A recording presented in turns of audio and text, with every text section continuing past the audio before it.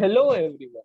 Now we are going to start electrochemistry video number 3. In this video we will study about electrochemical cells, some reactions on it, and electrode potential which is called EMF, Nernst equation and numericals.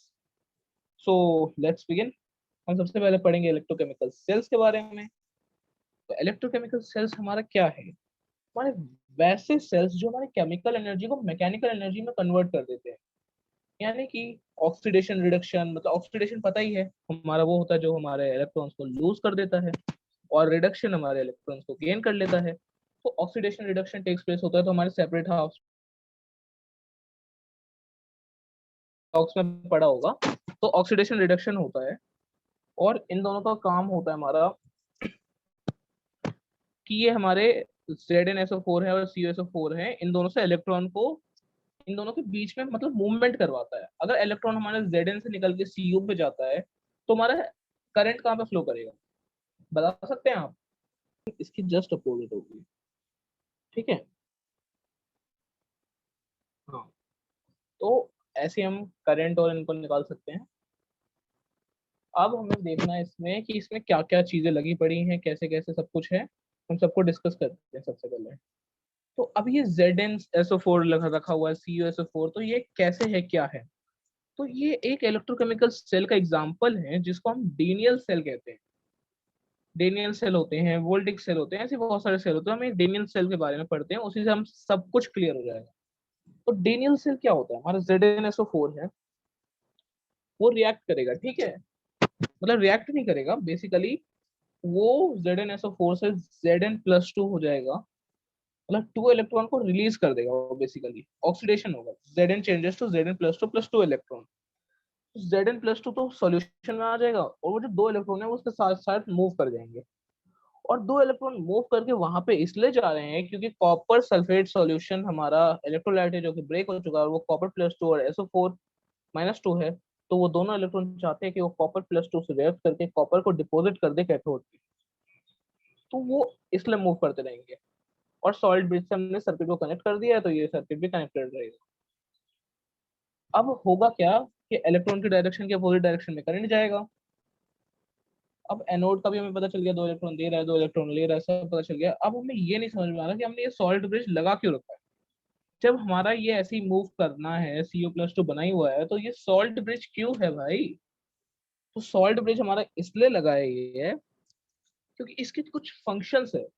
Sales को efficient बनाने का function है इसका. क्या करता है, ये दोनों हाफ सेल्स को कनेक्ट कर देता है जिससे सेल लंबे टाइम तक चलता रहे. अब अगर हम इन दोनों को कनेक्ट नहीं करेंगे तो एक बार इलेक्ट्रॉन इधर से उधर जाएगा, हो गया. फिर दूसरी बार अगर चला भी गया तो पता चल जाएगा कि फिर इलेक्ट्रॉन वापस आने लग जाएंगे ना, वापस इसलिए आने लग जाएंगे क्योंकि इस तरफ बहुत ही ज्यादा डेफिशिएंसी हो जाएगी इलेक्ट्रॉन की. यानी पॉजिटिव चार्ज लेफ्ट साइड में आ जाएगा अगर हम राइट साइड में इलेक्ट्रॉन भेजेंगे, तो इलेक्ट्रॉन्स वापस आने लग जाएंगे, और फिर वो करंट बहुत ही अलग हो जाएगा. हमें वैसा नहीं चाहिए, हमें डायरेक्ट करंट चाहिए. तो हम इसलिए हम इसको ऐसे ही भेजेंगे और नीचे से सॉल्ट ब्रिज को कनेक्ट कर देते हैं ताकि वो इलेक्ट्रॉन वहां से पास होने के बाद वहां से नीचे से वापस आ सके और सर्किट पूरा हो सके, और फिर वापस से इलेक्ट्रॉन रिलीज हो सके. तो सॉल्ट ब्रिज का पहला फंक्शन समझ आ गया. दूसरा फंक्शन क्या है? दूसरा फंक्शन भी पहले फंक्शन में ही पता चल गया होगा कि इलेक्ट्रिकली न्यूट्रल रखना है. कोई भी कैथोड या कोई भी एनोड है या फिर इलेक्ट्रोलाइट है, ऐसा ना हो कि रिडक्शन हाफ ज्यादा पॉजिटिव हो जाए या ऑक्सीडेशन हाफ ज्यादा नेगेटिव हो जाए. ऐसा कुछ नहीं होना चाहिए, दोनों के दोनों न्यूट्रल रहने चाहिए. और साथ में सॉल्ट ब्रिज इन दोनों की मिक्सिंग को भी प्रिवेंट कर देता है. अच्छा, सॉल्ट ब्रिज के नीचे आपको लिखा हुआ दिख रहा है KCl. ये KCl क्या है? ये KCl क्या है? तो ये KCl कुछ नहीं है, हमारा एक इनर्ट इलेक्ट्रोलाइट है. इनर्ट इलेक्ट्रोलाइट की एग्जांपल है, जैसे हमारा एक KCl होता है, KCl एक इनर्ट है. वैसे ही हमारा एक और एग्जांपल है हमारा KNO3. KNO3. और ए एक और एग्जांपल है हमारा NH4NO3. तो ये दोनों इनर्ट इलेक्ट्रोलाइट है, ये तीनों चारों और बहुत सारे होते हैं. तो इनर्ट इलेक्ट्रोलाइट है, और इनके फायदे क्या हैं? फायदा ये है कि जो KCl है, तो इन दोनों की ना वेलोसिटी एकदम सेम होती है. K+ और Cl- की वेलोसिटी सेम होती है, तो ये इनर्ट हो जाते हैं और ये बहुत ही ज्यादा मतलब हेल्पफुल होते हैं. अब अगर वेलोसिटी डिफरेंट होगी तो फिर Cl माइनस इधर ज्यादा जाएगा, K प्लस इधर कम जाएगा। तो न्यूट्रलिटी कैसे मेंटेन रहेगी? न्यूट्रलिटी को मेंटेन रखना है। अगर Zn प्लस 2 प्लस बन रहा है तो यहाँ पे Cl माइनस उतना ही जाना चाहिए जितना यहाँ पे K प्लस गया है, ताकि वो K प्लस SO4 से रिएक्ट कर सके और ZnCl2 बना सके और इधर यहाँ पे हमारा वो बन सके K2SO4। तो इन सब चीजों को देखते हुए हमें ऐसे सेल लेने होते हैं जिनकी न्यूट्रलिटी एकदम सेम रहे बस। ठीक है, तो ये हमारा इलेक्ट्रोकेमिकल सेल था, उसका मैकेनिज्म था, मैकेनिकल एनर्जी थी, ठीक है, इलेक्ट्रिकल एनर्जी। तो अब हमारा Zn प्लस में हो क्या रहा है बेसिकली? तो हमारा हो कुछ नहीं रहा है, हमारा जो Zn+2 है, मतलब Zn हमारा टूट जा रहा है और बना दे रहा है हमारा Zn+2। और साथ में आप लोग जानते हैं वो क्या बनाएगा, 2 इलेक्ट्रॉन। सिमिलरली हमारा जो CuSO4 है वो भी हमारा कुछ ऐसे ही काम कर रहा है, लेकिन वो उल्टा काम कर रहा है। वो CuSO4 Cu+2 में 2 इलेक्ट्रॉन ले ले रहा है और हमें बना दे रहा है Cu का सॉलिड, जो कि डिपॉजिट हो जा रहा है कैथोड पे। तो ये दोनों हमारी एनोडिक कैथोडिक रिएक्शन थी।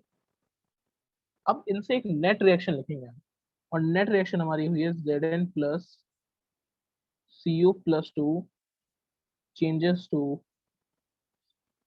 Zn+2 plus Cu। अब आप बोल रहे होंगे ये कैसे रिएक्शन आ गई, कैसे हुआ? तो हमने कुछ किया नहीं है, इन दोनों रिएक्शन को सम कर दिया है। इन दोनों के सम से क्या होगा, हमें रिडक्शन में पढ़ा है कि हमें इलेक्ट्रॉन्स को इक्वल रखना ताकि काट सके, क्योंकि इलेक्ट्रॉन कभी भी किसी भी रिएक्शन में दिखता नहीं है। तो इनको काट देंगे हम, और Zn प्लस और Cu प्लस लिख देंगे, +2, और Zn+2 और Cu लिख देंगे। ऐसे हमारी ये रिएक्शन हो जाएगी। तो ये हमारे इलेक्ट्रोकेमिकल रिएक्शन थी। अब हम इसका पोटेंशियल लिखना भी तो देख लेंगे, और पोटेंशियल लिखने से पहले हम इसको रिप्रेजेंटेशन तो देखिए, हम इसे रिप्रेजेंट कैसे कर सकते हैं। तो रिप्रेजेंटेशन देखते हैं, मैं इसको इरेज कर रहा हूँ। अगर आपने नोट नहीं किया तो रिवाइंड करके देख लीजिए, और मैं इसे इरेज कर दी।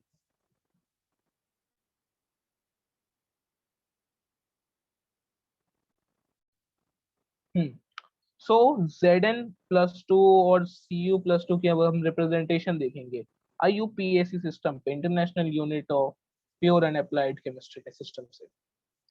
सो देखते हैं, एक हमारा Zn रहेगा, इसके आगे एक हमें डैश लगाना है, और फिर Zn से हमारा क्या बना है, Zn+2 बना है वो लिख देना है, ठीक है। और साथ में इसकी कंसेंट्रेशन लिख देंगे हम M1, ठीक है। और सॉल्ट ब्रिज के लिए हमें यहाँ पे दो ऐसे काट देने हैं, और नीचे उसका नाम लिख दीजिए जो हमने इलेक्ट्रोलाइट यूज किया, जैसे KCl यूज किया, तो KCl का नाम लिख दीजिए नीचे। अब यहाँ पे Cu+2 होगा, इसकी एक कंसेंट्रेशन होगी M2। हाँ, तो हम इसको M2 लिख लेंगे ऐसे, और साथ में हमें लिखना होगा M2 हमारी मोलैरिटी है, और एक ऐसे एरो देना है और Cu लिख देना है। तो ये हमारा पूरा सेल का रिप्रेजेंटेशन हो गया। अब इसमें हमें पता कैसे चल रहा है कि क्या हुआ, रिप्रेजेंट करने का फायदा क्या हुआ? अब फायदा ये हो रहा है रिप्रेजेंट करने का कि मान लो Zn है, वो Zn+2 बन रहा है, तो दिख गया जो पहले है वो एनोड है, और वो Zn+2 बन रहा है।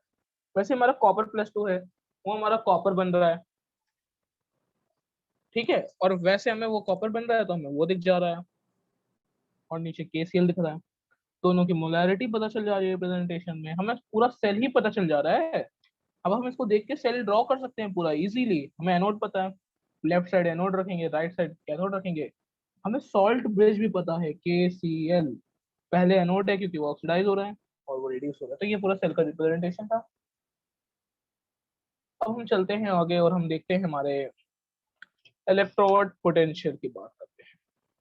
हमने हाफ सेल को तो देख ही लिया है कि ऑक्सीडेशन हाफ, रिडक्शन हाफ। अब हमें देखना है इलेक्ट्रोड पोटेंशियल, तो वो क्या होता है। तो इलेक्ट्रोड पोटेंशियल हमारा कुछ खास नहीं है, एक छोटा सा कॉन्सेप्ट है। जैसे कि अगर हम Zn को ही ले लेते हैं, तो हमारा Zn चेंजेस टू Zn+2 हुआ है,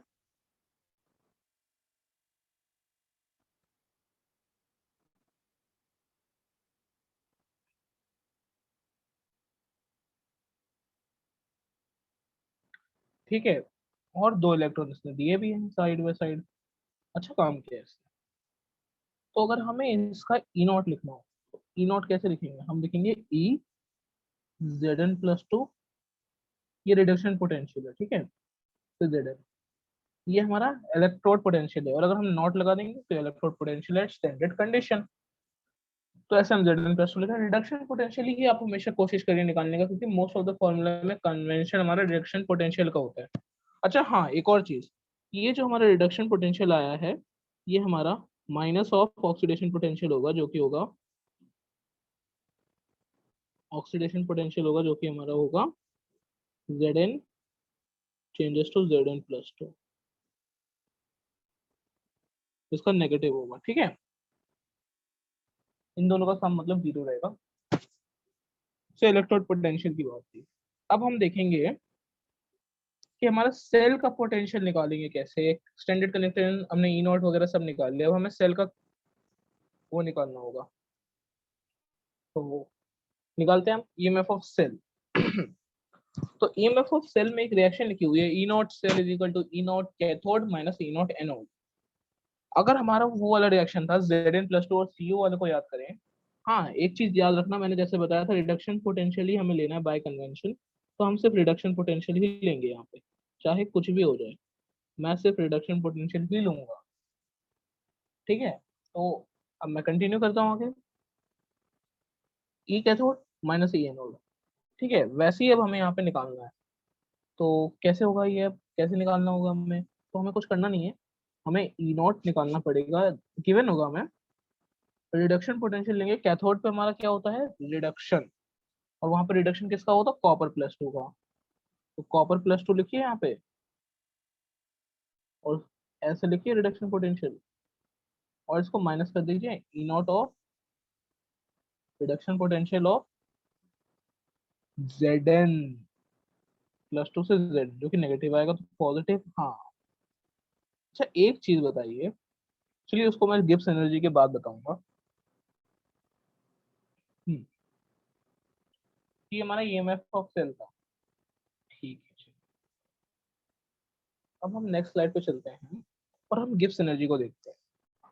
तो अगर हमारे कोई सेल का हमने निकाल लिया, ई नॉट निकाल लिया, तो हम उसको किसके इक्वल करेंगे, क्योंकि वो पोटेंशियल है हमारा सेल। तो हमारा वो एक तो पोटेंशियल है, सबसे पहली बात तो ये है।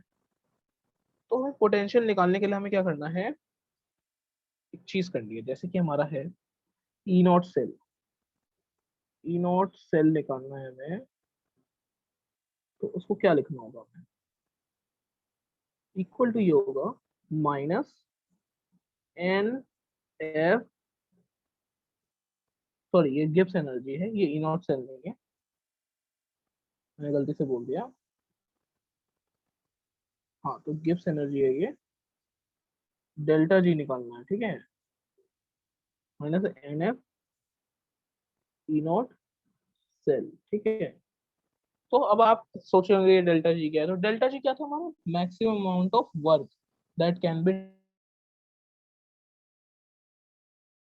ई नॉट सेल हमारा पोटेंशियल है, और NF क्या है, नंबर ऑफ इलेक्ट्रॉन इनटू एक इलेक्ट्रॉन का चार्ज है। तो ये टोटल चार्ज हुआ ना, ये क्यू हुआ, ये पोटेंशियल डिफरेंस हुआ। और आपको पता है कि हमारा वर्क क्या था, क्यू डेल्टा वी ही तो होता था, हमने पढ़ा होगा सेकंड चैप्टर में फिजिक्स के इलेक्ट्रोड पोटेंशियल वाले में। तो ऐसे हमारा delta G equal to -NF E naught cell Q by delta V आ जाता है। तो ये डेल्टा जी हमने निकाल लिया, डेल्टा जी की वैल्यू निकाल ली। अब हम उसे भी देख लेते हैं, स्टैंडर्ड हाइड्रोजन इलेक्ट्रोड। उससे पहले मैं इसको इरेज कर देता हूँ, फिर हम स्टैंडर्ड हाइड्रोजन इलेक्ट्रोड देखेंगे।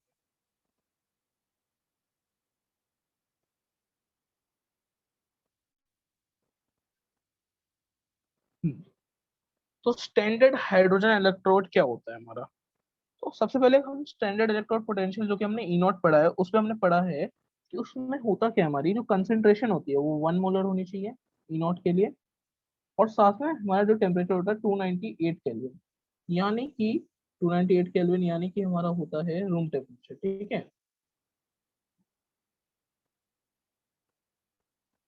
298 केल्विन। तो ये हमारा स्टैंडर्ड इलेक्ट्रोड पोटेंशियल, इस पे ही निकालना है हमें, ठीक है। तो अब हम स्टैंडर्ड हाइड्रोजन पोटेंशियल निकालते हैं।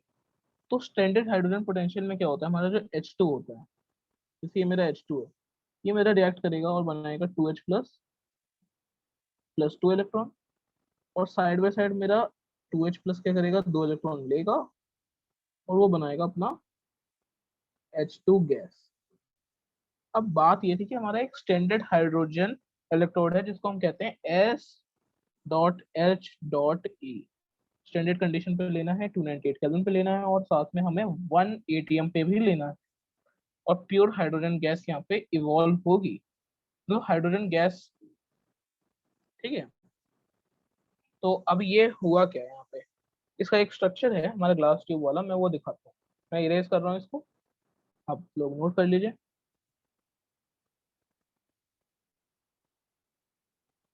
हम्म, ठीक है। सो अब हम देखते हैं इसका डायग्राम। इसके अंदर भरा हुआ है हमारा HCl, ठीक है, ये पूरा HCl है, और इसके ऊपर हमने एक ग्लास ट्यूब रखनी है जो ऐसे ओपन है और फिर ऊपर से क्लोज्ड ही है, फिर इस ग्लास ट्यूब को ऐड कर देना है, ठीक है। अब यहाँ पे क्या होगा, एक प्लेटिनम वायर आएगी ऊपर से, इसके ऊपर से, और यहाँ पे एक ब्लैक प्लेटिनम लगाया जाएगा, ठीक है। वो ब्लैक, मतलब ब्लैक कोटेड होगा, जो भी होगा, ये ब्लैक प्लेटिनम है,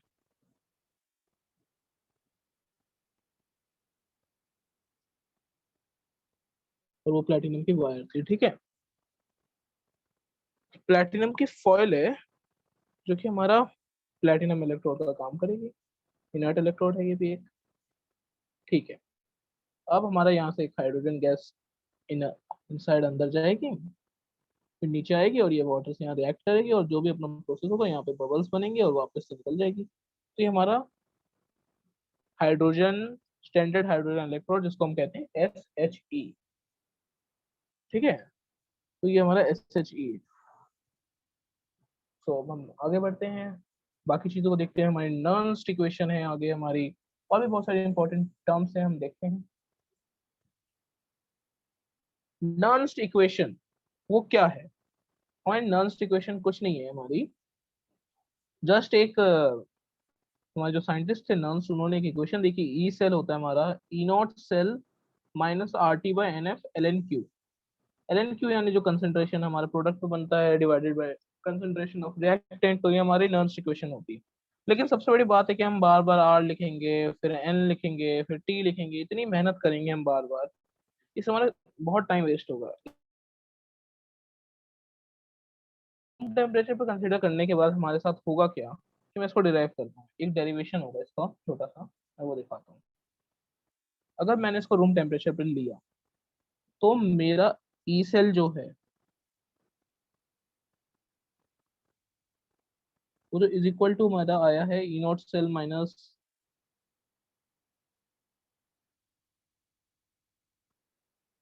माइनस, देखिए मैम, देखिए ये मैंने क्या लिखा है, 2.303 लॉग,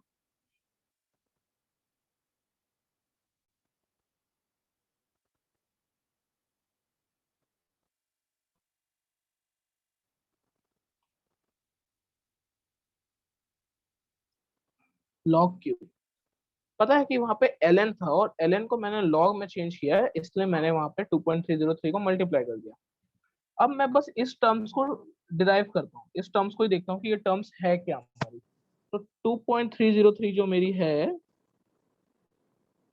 इसको मैं मल्टीप्लाई करूंगा 8.31 से, जो कि R है, और साथ में मैं टेम्परेचर मानूंगा 298 केल्विन, ठीक है, और अपॉन में n रहेगा, और यहाँ पे 96500 मेरा f रहेगा। तो इससे निकल के एक फाइनल इक्वेशन आएगी जो कि आएगी 0.059/n, और n हमारा नंबर ऑफ इलेक्ट्रॉन्स है, ठीक है। तो ये एक फाइनल इक्वेशन आ चुकी है। अब मैं इसको बस एक सजा के लिख देता हूँ, तो देखते हैं फाइनल इक्वेशन क्या आई मेरी। ई सेल की, ई सेल अगर मेरे को चाहिए,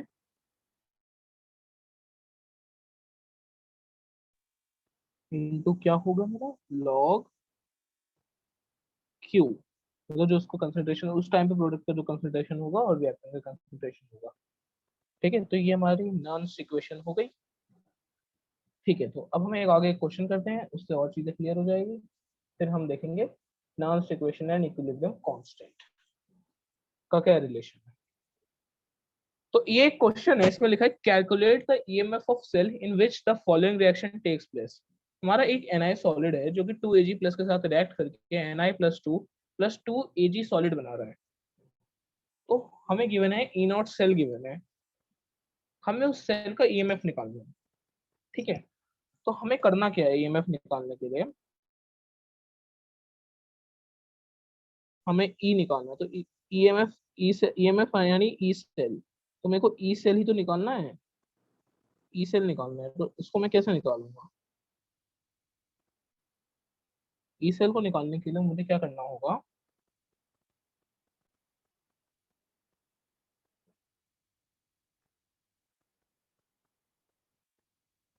ई नॉट जो कि है 1.05। ठीक है, इसको मैं यहाँ रख दूंगा 1.05 मैंने रख दिया, माइनस में रखूंगा 0.059 डिवाइडेड बाय, अब इलेक्ट्रॉन्स देखने पड़ेंगे। तो इलेक्ट्रॉन्स कैसे दिख जाएंगे, Na+2 बना है Na से, तो 2 इलेक्ट्रॉन दिख रहे हैं, और Ag प्लस से Ag यानी एक इलेक्ट्रॉन, उसको 2 से मल्टीप्लाई भी किया हुआ है, यानी 2 इलेक्ट्रॉन, दोनों में 2 इलेक्ट्रॉन, तो अब हम लिख देंगे 2। ठीक है, फिर हमें लॉग रखना है, और उसके बाद कंसंट्रेशन सिर्फ आयंस का लेंगे, और प्रोडक्ट में हमारा Na+2 का कंसंट्रेशन जो होगा उसको डिवाइड कर देंगे, Na+2 की कंसंट्रेशन को डिवाइडेड बाय हमारा हो जाएगा Ag प्लस के कंसंट्रेशन का स्क्वायर। समझ रहे हैं, मैं लॉग वाली टर्म को नीचे लिख देता हूँ ताकि थोड़ा क्लियरली दिखे। हम्म, तो ये हो गया। और लॉग के अंदर क्या आएगा, लॉग के अंदर कंसंट्रेशन ऑफ Na+, ठीक है, Na+2 का कंसंट्रेशन ले लेंगे, और डिवाइडेड बाय Ag+2 के कंसंट्रेशन में,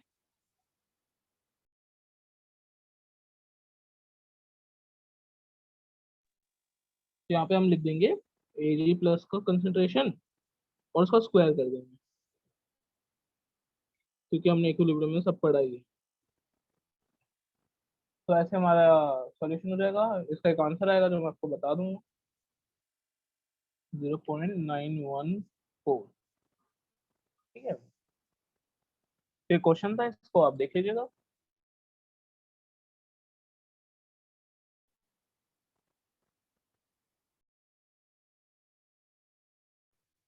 तो अब हम पढ़ेंगे equilibrium constant and self potential. तो ये क्या है, ई सेल है, ई नॉट सेल है, दोनों अलग अलग चीजें, और हमने अब देखना है इक्विलिब्रियम कांस्टेंट और सेल की पोटेंशियल के बीच का रिलेशन।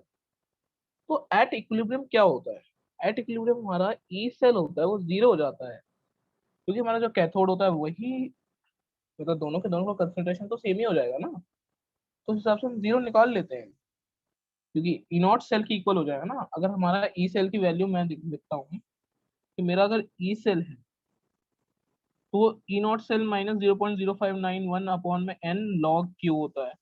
तो इक्विलिब्रियम पे ये वाली वैल्यू जीरो हो जाती है, क्योंकि 0.0591 अपॉन में एन लॉग क्यू की वैल्यू ई नॉट सेल के इक्वल हो जाती है। तो ये इक्वल हो जाती है, तो हम डायरेक्टली लिख लेंगे ई नॉट सेल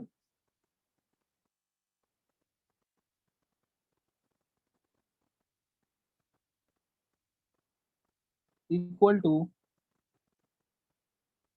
0.059 अपॉन में एन लॉग, अब हम लॉग में क्यू लेंगे, अगर हम इक्विलिब्रियम का देख रहे हैं तो हम इसको के ही तो बोलेंगे डायरेक्ट, तो के लिख लेते हैं, फिर इसको लॉग के।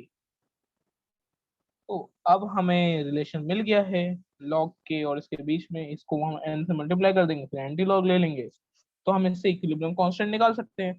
तो इन दोनों के बीच का रिलेशन था।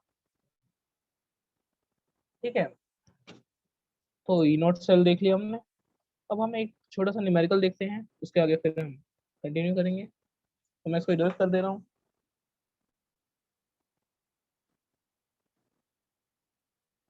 डीनियल सेल, डीनियल सेल लिखा रहेगा, याद रखना डीनियल सेल क्या होता है।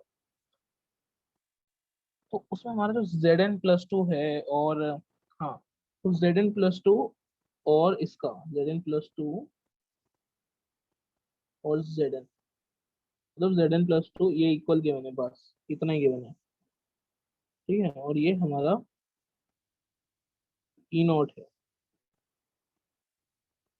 ई नोट है। तो ये हमारी इसकी वैल्यू गिवन है हमारी Zn+2 और Zn की। वैसे इसकी वैल्यू हमें याद रखनी चाहिए, बट फिर भी हम देख लेते हैं। इसका रिडक्शन पोटेंशियल होता है -0.76, -0.76। अब हमें एट इक्विलिब्रियम पे हमारे पास Zn+2 की कंसंट्रेशन गिवन है। इसकी कंसंट्रेशन M1 इक्वल टू हमें कॉपर+2 की कंसंट्रेशन, नहीं, कॉपर+2 की कंसंट्रेशन हमारी 2M1। ठीक है, अब हमें सॉल्व करके निकालना है ई नॉट, और फिर ई नॉट पे ई कैथोड माइनस ई एनोड लगा के हमें वो करना है, और ये इक्विलिब्रियम की कंडीशन है। तो इक्विलिब्रियम पे हमारा ई नॉट सेल क्या होता है? ई नॉट सेल होता है हमारा -0.059/2, क्योंकि 2 इलेक्ट्रॉन का यूज है। ठीक है, और लॉग के अंदर हम रख लेंगे Cu+2 बाद में आएगा या Cu+2 पहले आएगा, ये देख लीजिए। तो अगर हमारा Zn+2 और Zn है, तो हमारा Zn का क्या होता है? रिडक्शन ही तो होता है, ऑक्सीडेशन होता है, क्योंकि Zn+2 हमारा 2 इलेक्ट्रॉन लूज करता है। तो Zn+2 का ऑक्सीडेशन है, तो ये एनोडिक रिएक्शन है। तो Zn चेंजेस टू Zn+2 है, और कॉपर+2 इलेक्ट्रॉन चेंजेस टू वो है। तो हमें पहले Zn+2 लिखना है, और फिर हमें कॉपर लिखना है। तो Zn+2 का कंसिडरेशन M1 लिखेंगे, और वो 2M1, तो इसकी वैल्यू यहाँ पे हाफ आ जाएगी, 0.5। ठीक है, अब हम इस वैल्यू को सॉल्व करके हमें ई नोट निकालना होगा, और ई नोट को निकाल के मैं ऊपर का क्वेश्चन इरेज कर रहा हूँ। हमें ई नोट को निकाल के जो -0.076 गिवन है, उसको हमें क्या करना होगा, ई नोट निकाल लेंगे, और हमें इसको इक्वल रख देना है ई नोट कैथोड, जो कि Zn हमारा ऑक्सीडेशन है। तो ई नोट कैथोड ही हमें निकालना है, ई नोट कैथोड। माइनस में हमें लिखना है 0.076, तो प्लस का 0.076 हो जाएगा। तो अब जो ये वैल्यू आई है हमारी, इसको बेसिकली हमें इसके इक्वल कर देना है, इस वैल्यू के इक्वल कर देना है। तो ये वैल्यू वहां जाके माइनस हो जाएगी, और दोनों चीजें माइनस हो जाएगी, तो हमें ई नोट कैथोड मिल जाएगा। तो ऐसे हमें क्वेश्चन आएंगे, और ऐसे हमें सॉल्व करना होगा। तो आज की वीडियो में इतना ही है। आज हमने नॉन इक्वेशन से लेके इक्विलिब्रियम कांस्टेंट तक सब देख लिया। अब हमें नेक्स्ट वीडियो में फ्यूल सेल्स के बारे में देखना है। हमारे जो फ्यूल्स होते हैं, रॉकेट में फ्यूल डलते हैं, रॉकेट प्रोपल्शन वगैरह। So thank you for watching video.